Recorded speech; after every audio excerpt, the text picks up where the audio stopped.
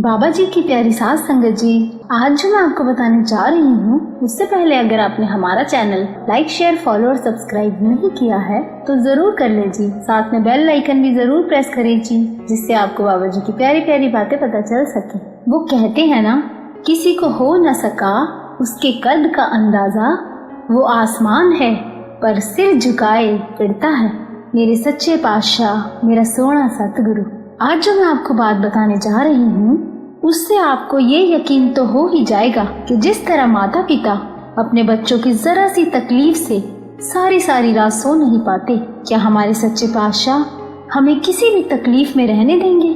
हम सारे उन्हीं के तो बच्चे हैं। चाहे कितनी भी तकलीफ आए, चाहे परमार्थ के रास्ते पर हो या स्वार्थ के रास्ते पर।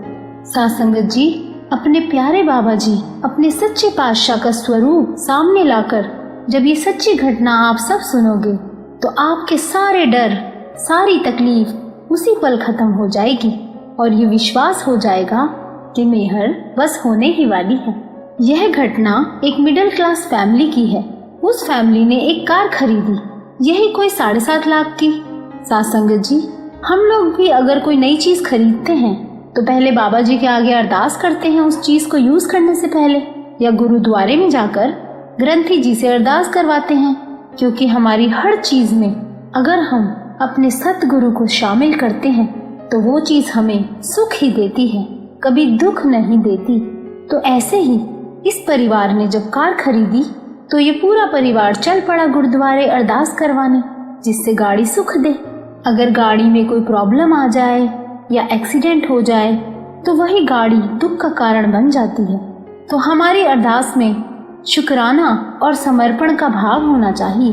और यही नहीं, अरदास करवाने के बाद गाड़ी में बाणी चलनी चाहिए, शब्द चलने चाहिए, जिससे हमारे सतगुरु की याद बनी रहे। फिर तो बाल भी बांका नहीं हो पाएगा। साथ संगत जी, अपने सतगुरु पर विश्वास करने वालों पर ऐसे ऐसे चमत्कार भी देखे गए हैं कि एक्सीडेंट में पूरी कार खत्म हो जाती है पर उसमें बैठे हुए इंसान को एक खरोंच तक नहीं आती। ये मालिक की मेहर ही तो है। अगर बड़े बड़े मजबूत मकानों के बीच आपका सबसे कच्चा मकान भी हो तो खुद को कभी भी नीचा मत समझना, क्योंकि हम उस शहंशाह पिता के बच्चे हैं। तो कितनी ही बरसात आए, कितने ही तूफान आ जाएं, ना घर में पानी भरेगा और ना ही एक ईंट भी हिल पाएगी, क्योंकि हमारे साथ अपने सद्गुरु का प्यार और विश्वास होगा। तो अब घटना के अनुसार सारा परिवार गाड़ी लेकर गुरुद्वारे पहुंचा। अब वहां कीर्तन चल रहा था। अब उस परिवार के एक सदस्य ने ग्रंथी जी के पास जाकर चाबी पकड़ाई और बोले कि अरदास कर दो। अब वहां कीर्तन चल रहा था तो कीर्तन की आवाज ज्यादा होने के कारण ग्रंथी जी को ये लगा कि ये परिवार अपनी गाड़ी सेवा में देने आए हैं। वह मेरे सद्गुरु। अब इन्होंने चाबी अरदास के लिए पकड़ाई पर ग्रंथी जी को लगा गाड़ी सेवा में दान करने आए हैं। अब ग्रंथी जी ने अरदास कर दी कि ये परिवार अपनी गाड़ी सेवा के लिए लाए हैं और चाबी लेकर रख दी श्री गुरु ग्रंथ साहिब जी के पास। अब ये परिवार घबरा गया और ग्रंथी जी से बोले कि ये गाड़ी हमने सेवा में नहीं दी, हम तो बस इस गाड़ी की अरदास करवाने आए थे। ये आपने क्या अरदास कर दी? हमने तो चाबी अरदास के लिए पकड़ाई थी, आपने तो गाड़ी ही रखवा दी। अब ग्रंथी जी बोले, मुझसे भूल हो गई। कीर्तन की आवाज में मुझे लगा आप ये गाड़ी यहाँ सेवा में देने आए हो, आप चाहो तो ये चाबी ले जाओ।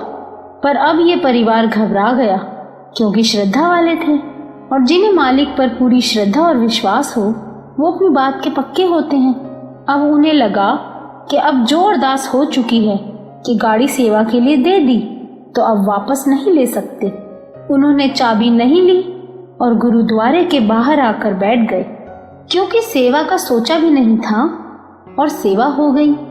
अब मिडिल क्लास फैमिली थी, यही कार मुश्किल से खरीदी थी, दूसरी कार लेना तो दूर की बात थी।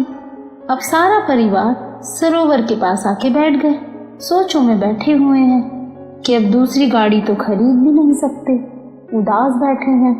थोड़ी देर बाद एक बुजुर्ग वहां आए और बोले, बेटा मुझे अंदर गुरुद्वारे मत्था टेकने जाना है, ये मेरा थैला पकड़ लो, बस 2 मिनट में माथा टेक के आता हूँ।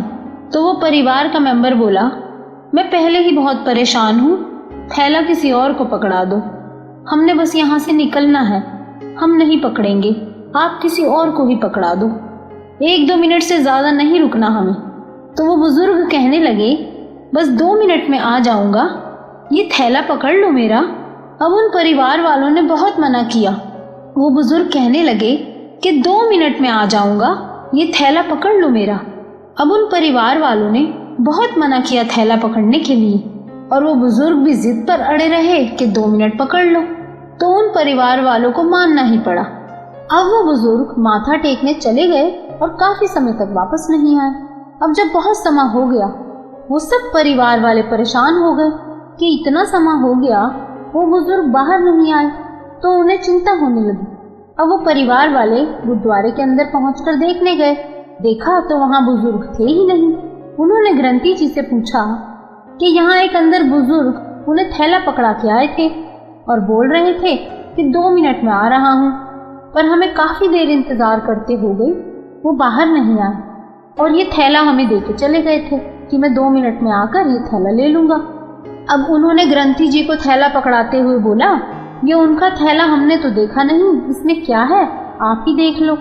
तो जैसे ही ग्रंथी जी ने थैला खोलकर देखा तो वो तो हैरान ही रह गए। अब वो ग्रंथी जी सोच में पड़ गए और कहने लगे, गाड़ी कितने की थी तुम्हारी? तो वो परिवार वाले बोले, 7.5 लाख की। जब ग्रंथी जी ने पैसे गिने तो थैले में पूरे 8 लाख निकले। तो वो ग्रंथी जी बोले, कौन अपने इतने लाखों किसी अनजान के हाथ में देकर जाएगा, वो भी जिद करके, और बाद में लेने भी नहीं आया। वो और कोई नहीं, सच्चे पातशाह खुद आए थे तुम्हारी गाड़ी की सेवा की कीमत देने। और कौन अपना थैला पकड़ा कर जाएगा वहां मेरे सद्गुरु। मालिक के दर पर गलती से भी उनकी गाड़ी सेवा में चली गई तो उसकी कीमत भी नहीं रखी सच्चे पातशाह ने। उस परिवार में इतनी श्रद्धा थी कि गलती से भी जो सेवा में गाड़ी दान हो गई थी तो उसे वापस नहीं लिया। उसूलों के पक्के जो थे, और हम जैसे होते तो चाबी वापस लेके माफी मांग लेते। तो मालिक को आना ही पड़ता है, जो अपने सतगुरु को खुद को सरेंडर कर देते हैं। सतगुरु का दर ऐसा ही होता है, हम जिस भावना से जाते हैं वैसा फल प्राप्त कर लेते हैं। हम जो अपने सच्चे पातशाह के दर पर लेकर जाते हैं वो उसे कई गुना करके हमें वापस दे देता है। ये तो सच्चे प्यार और विश्वास का रिश्ता है। तो बाबा जी की प्यारी साथ संगत जी, अगर आपको ये वीडियो अच्छा लगा हो तो लाइक ज़रूर करना जी, और इस वीडियो को ज़्यादा से ज़्यादा शेयर करना, जिससे बाबा जी की प्यारी संगत तक ये बाबा जी की प्यारी प्यारी बातें पहुंच सके। और हमारे चैनल को सब्सक्राइब भी ज़रूर करना जी।